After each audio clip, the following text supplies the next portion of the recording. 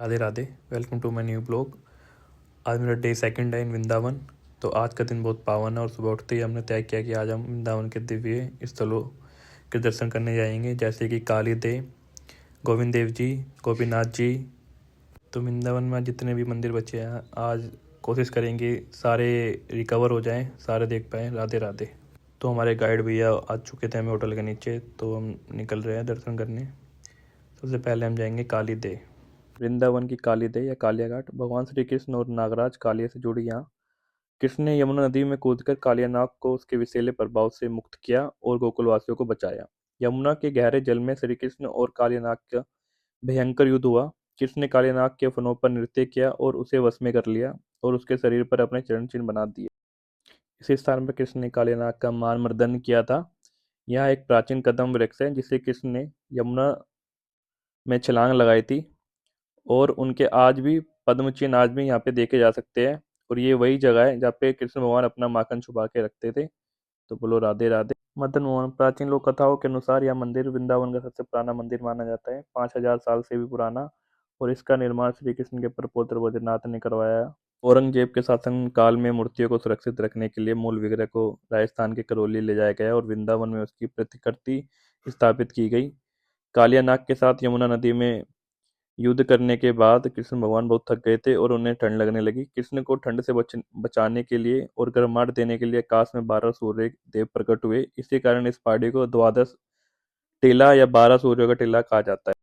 गोविंद देव जी, जिसे श्री रूप गोस्वामी ने लगभग 1525 में खोजा और स्थापित किया। बाद में आमेर के राजा मान सिंह ने लाल बलुआ पत्थर से एक भव्य 7 मंजिल मंदिर बनवाया, जिसे औरंगजेब ने 1670 में नष्ट कर दिया। इससे 3 मंजिल बची और मूल विग्रह को जयपुर ले जाया गया, जहाँ आज भी उनकी पूजा होती है। यह एक शानदार 7 मंजिल इमारत थी जिसमें हीरे पन्ने जड़े थे। यह अपनी कला और डिजाइन के लिए प्रसिद्ध था। औरंगजेब को आगरा से मंदिर शिखर पर जलता दीपक और उसकी रोशनी दिखाई देती थी। उसे यह भव्यता सहन नहीं हुई और उसे तुड़वाने का आदेश थे। कहा जाता है जब ब्रजवासी अत्यंत दुखी थे मंदिर टूटने से, तो उन्होंने भगवान हनुमान जी से प्रार्थना की।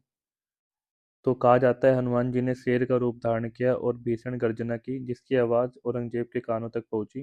उन्होंने औरंगजेब को चेतावनी दी, यदि वो यहाँ से नहीं गया तो उसकी 7 पीढ़ियां खत्म हो जाएगी। डर के मारे औरंगजेब वहां से भाग गया। इसी कारणवश वहां पे 3 मंजिल अभी भी बची हुई है। सेवा कुंज। वृंदावन का निकुंज वन, जिसे अब सेवा कुंज कहा जाता है, जहाँ राधा रानी रास के बाद कृष्ण भगवान उनके चरण दबाते थे। यह विग्रह छोटे से मंदिर राधा जी के चित्रपट की पूजा होती है, जिसमें कृष्ण राधा जी के चरण दबाते हुए अति सुंदर रूप में विराजमान है। सेवा कुंज में ललिता कुंड भी है, जहाँ रास के समय ललिता जी को प्यास लगने पर कृष्ण भगवान ने अपनी बंसी से खोदकर एक कुंड को प्रकट किया। यह एक चबूतरा भी है जहाँ आज भी रात को रासलीला होती है। तो बोलो राधे राधे। गोपीनाथ। यह 5000 साल पुराना मंदिर है, इसकी स्थापना कृष्ण के प्रपौत्र वज्रनाथ ने की थी और बाद में परमानंद भट्टाचार्य ने बंसीवट में पुनः खोजा। और यह मंदिर अपनी चमत्कारी मूर्ति के लिए प्रसिद्ध है। मुगलों के हमले के कारण इसकी मूल मूर्ति वृंदावन के जयपुर में स्थापना कर दी गई थी। हालांकि वृंदावन में इनके प्रतिरूपों की पूजा होती है। यह मंदिर सप्त देवालयों में से एक है, जहाँ भक्त राधा और कृष्ण की दिव्य लीलाओं का अनुभव करते हैं। राधे राधे।